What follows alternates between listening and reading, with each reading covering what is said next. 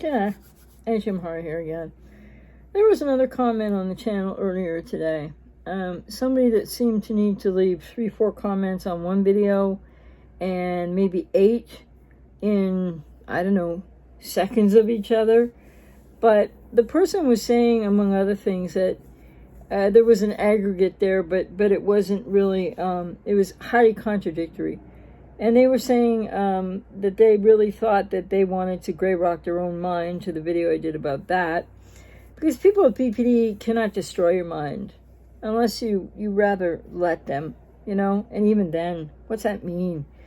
So this commenter said that they wanted to gray rock their own mind because they just wanted to shut off all their thoughts and move forward. Well, they were at the same time talking about running dialogue in their head. They didn't use that phraseology, but running dialogue in their head for what to say to, on one video in a comment prior, was their ex. Then they said in the comment today, significant other, which is it? I don't know. And so, yeah, this dialogue that they're running of all the things they want to say, because people might want to gray rock their own mind, meaning just get out of their mind because the borderline isn't going to hear you or see you or validate or, yeah, no kidding in a lot of cases. And so, what's needed there isn't running dialogue that the commenter even said won't go anywhere with the person with BPD. What's needed, and you can't just shut off your mind and move forward. You can shut off your mind and stay stuck. You can shut off your mind and continue to suffer more. But you can't shut off your mind or gray rock your mind and move forward. Whatever gray rocking one's own mind might mean. Because I don't think it really has meaning, per se. As opposed to if you're gray rocking someone else. Largely done with narcissists. Not a bad practice with the odd person with BPD, maybe, depending. But, so anyway, the commenter was forwarding that, yeah, they were still wanting to say all this stuff to the ex, or I'm sorry, as of today, it's significant other again. It was ex. Last time I saw this commenter somewhere in a video on the channel commenting. So, whichever it is, the point is, are you somebody out there with codependency in denial? Do you think your denial might be as strong as this person who just wants to shut off his mind and move forward? Because that's anathema right there. It's just totally contradictory. And the other thing is, if you're running narratives, if you're wanting to say things to them that will go nowhere, well, isn't that the definition of futility? Or isn't that the definition of, quote, insanity? So I'll just say codependent insanity. I'm not saying people are insane.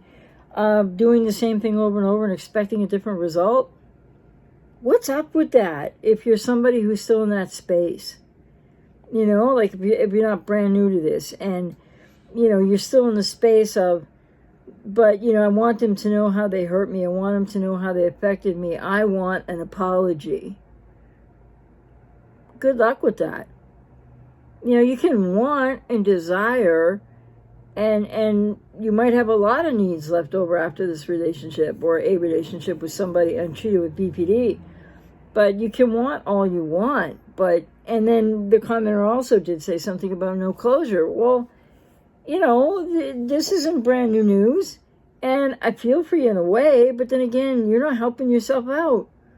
So this commenter is rather codependent in abject denial to a point about what you need to now do for you, regardless of if it's your ex or significant other, on, off, back, forth, don't know. But this idea that you're going to get closure, that you're going to be able to tell them and have them listen to what you need to say to them, well, would that it could be true, right? But it isn't. And so why do people, so many, not all, people with codependency, continue to want to run these narratives of, well, I'm sort of staying in touch a little bit because I want an apology. Because, what good would an apology do, actually? Even if it was a real one and a heartfelt one, it's going to be rather fleeting if the person with BPD has not had enough or significant treatment.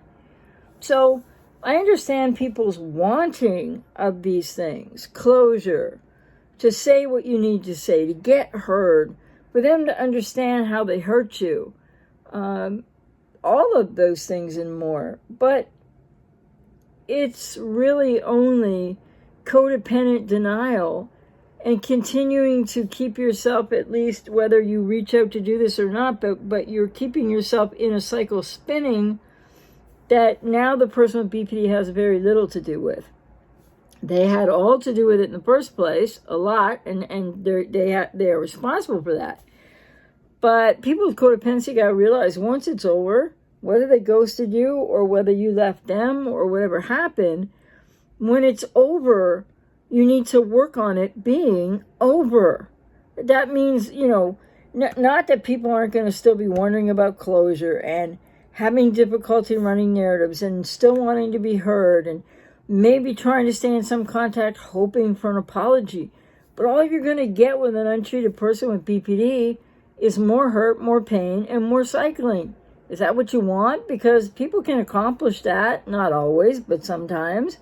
And some people with BPD hoover back and in their own patterns and time, etc. And many with BPD never hoover back. So I think it's, I don't know what this commenter was getting at. And then on a different video, they left, a Bible quote for somebody else. And that's nice and everything, but it's not nice if somebody's not a Christian. They don't want a Bible quote from somebody. So people need to think about that and be respectful. And the other thing is this commenter was just all over the place. And I think saying that, basically in the comment back to the video I did about the borderline can't destroy your mind and gray rock, you can't gray rock your own mind or whatever. It's like in the way that the comment was phrased, the commenter, I think, was, somebody with codependency struggling, in a fair bit of denial still, about just what is and how you can't change what is, even though it's really hurting you, unfortunately. And also was trying to basically speak to the narrative of whoever on the internet where I found that quote if somebody had said that, out of their own pain, no doubt. But this idea that the borderline can destroy your mind is well, frankly, it's just absurd. They hurt you, yes. They do all kinds of things they're responsible for that they won't take responsibility for, that you're not going to get closure from them for. But this commenter was on that comment to that video was kind of like trying to read that other person's mind, which suggests that, you're not only a codependent in still a lot of denial, but also I understand and have compassion that you're in a lot of pain, whether you're back with her or the ex, or I'm not sure. And the other thing is, can't read the other guy's mind. Can't read the person who I quoted, who I don't know who that person is. So it was highly projective, is what my conclusion was anyway. So again, people with codependency have to realize that once you know something about BPD, or you're pretty sure this person has BPD, etc., then when you stay, when you try, when you want to get heard more, when you wish for this, when you want apology, when you want this, when you want that and the other thing, okay, well, you're allowed to want whatever you want, but let's keep it real here to help people heal. It's not coming from an untreated borderline, and you're just going to cycle around and get hurt all over again. So again, I say to some people, lots of people with codependency get this, lots are in all kinds of different places and whatnot in their lives. But again, I would say to people with codependency, are you aware of your own denial? If you're in fact still in denial, are you still trying to maintain some kind of contact with an ex because you hope they'll apologize, because you hope that they'll hear you or how they affected you, which is very understandable to want that. But I think, people need to radically accept that that's really not going to happen in more cases than not. And you can't just shut your mind off and move forward. Because the problem for people after they've been hurt by someone with BPD in a relationship, and when you have codependency, that's a double-layered problem. It's a dualistic problem. It's not all about the person with BPD. It's significantly also about you as a codependent. Where does that go back to in your childhood? and what you need to look at healing and recovering from. And so if you want to turn off your mind so you can go forward, and yet your problem isn't in your mind. Your problem's in your emotional landscape. Your problem's in what you feel. Your problem is in the lack of closure, etc. But all of that pain that comes with that. So I wouldn't advocate anybody turns off their mind and thinks they're going to move forward, because that has to be the best definition of codependent, or not codependence in itself, but codependent denial that I've heard in a long time. Because, people think everything is so in their minds when they've been hurt by somebody with BPD, or some people with codependency do. Far from it. There's what's going on in your mind, and then there's your whole emotional landscape. And why are people's minds so busy with codependency after relationship breakup with somebody with BPD?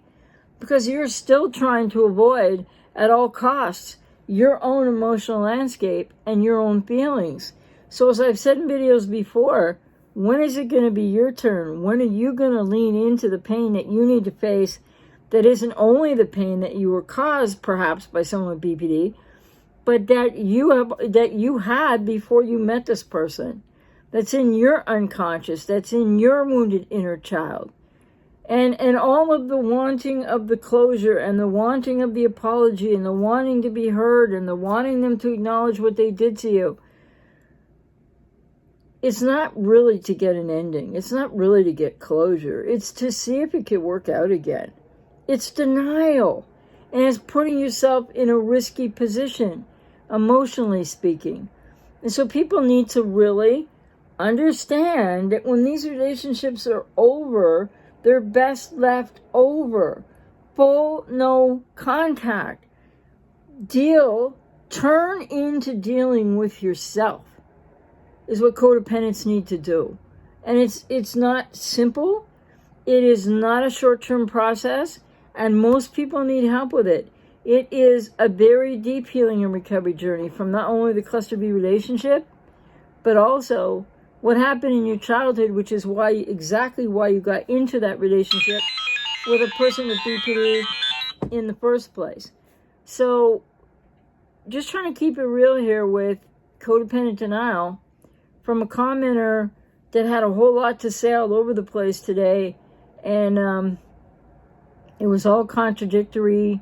You were sort of playing mind reader, it looked like, and I guess the biggest conclusion was you want to shut off your mind, so you do want to gray rock your own mind. Good luck with that.